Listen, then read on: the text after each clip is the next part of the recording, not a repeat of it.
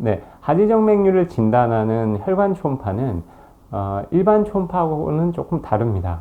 일반 초음파는 예를 들어서 복부 초음파다 이러면 이제 간이나 췌장이나 뭐 신장이나 이런 장기의 형태를 보는 것입니다. 그런데 혈관 초음파는 혈관의 형태도 보지만 이 혈관의 기능을 보는 검사가 추가되어 있습니다. 그래서 이 기능을 보는 부분에서 그 병원마다 약간씩 그 결과가 차이가 있을 수가 있습니다. 하지정맥류라는 것은 하지정맥류를 만드는 원인 혈관인 복제정맥이 있습니다. 대복제정맥과 소복제정맥이 있는데 복제정맥에 혈관의 밸브가 고장이 나서 그쪽으로 피가 역류하여 피가 거꾸로 고이는 현상이 벌어지느냐 그렇지 않느냐를 보는 것이 혈관 초음파의 가장 키포인트라고 생각하면 됩니다. 그림에서 보듯이 정상 혈관은 밸브가 이렇게 다 붙어 있습니다. 그런데 하지정맥류를 만드는 원인 혈관이 이상이 생기게 되면 그 혈관이 커지게 되고 그 혈관의 밸브들이 이렇게 벌어지게 됩니다. 벌어지면서 다치지 않게 되죠. 그렇게 되면 원래 피가 가던 정상 정맥에서 그 복제 정맥 쪽으로 피가 거꾸로 고이는 현상이 벌어집니다. 이럴 때 피가 거꾸로 고이는 것을 역류라고 하는데요. 밸브가 완전히 벌어져서 피가 거꾸로 고이게 되면 그 역류 타임이 0.5초 이상 발생하게 됩니다. 그때 이 정맥에 이상이 있다, 없다를 보게 됩니다. 그런데 검사를 하는 스님들에 따라서 어떨 때는 한 0.5초 이상 나올 수가 있고 어떤 사람은 1초 이상이 나올 수도 있습니다. 그래서 이것이 역류가 되는 타임이 0.5초 이상 되게 되면 이상이 있다라고 판단을 하는 것이지 그것이 0.5초다, 뭐 1초다, 2초다 그것은 크게 의미가 없다고 보시면 됩니다.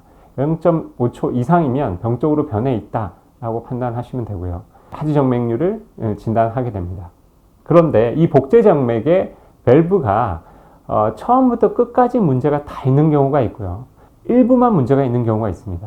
예를 들어서 하지정맥류를 만드는 복제정맥 중에 대복제정맥은 발목 내측에서부터 허벅지 안쪽으로 길게 주행을 하게 됩니다. 그런데 보통은 이쪽의 밸브가 이 허벅지 안쪽에서부터 벌어져서 피가 이쪽으로 거꾸로 고이면서 하지정맥류를 만들게 됩니다. 그런데 간혹 어떤 사람들은 복제정맥의 위쪽 부분에 이상이 없이 중간부터 이상이 생기는 사람들이 있습니다.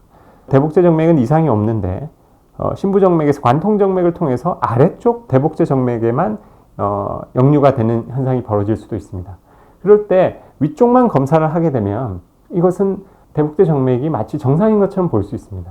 그렇지만 이 복제정맥을 따라서 전체 복제정맥을 다 검사를 하다 보면 어느 부분은 밸브에 문제가 없지만 어떤 부분은 밸브가 문제가 있는지를 알 수가 있게 됩니다. 그래서 검사하는 병원에 따라서 검사하는 부분을 일부 놓치게 되면 문제가 있는 이 복제정맥을 정상 복제정맥으로 잘못 판단할 수도 있습니다.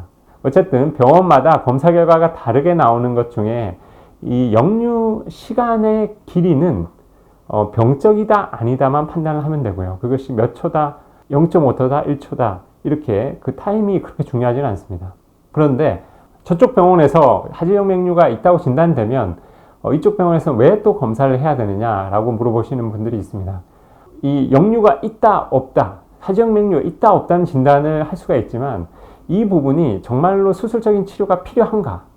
수술적인 치료가 필요하다면 그러면 어떤 수술이 더 적합하고 어느 범위까지 수술할 건가를 결정하기 위해서는 반드시 그 분을 치료할 스님께서 초음파 검사를 다시 해보는 것이 좋습니다. 예를 들어서 대복제정맥인 경우는 이렇게 길게 있는 경우도 있지만 이 대복제정맥이 내려오다가 두 갈래로 갈라지는 경우도 있고 어떤 경우는 피부 쪽으로 올라오는 경우도 있습니다. 또 그 가지들이 워낙 다양하고 관통정맥이 다양하게 있기 때문에 대복제정맥에 이상이 생겨서 하지정맥류가 생겼다, 소복제정맥에 이상이 생겨서 하지정맥류가 생겼다.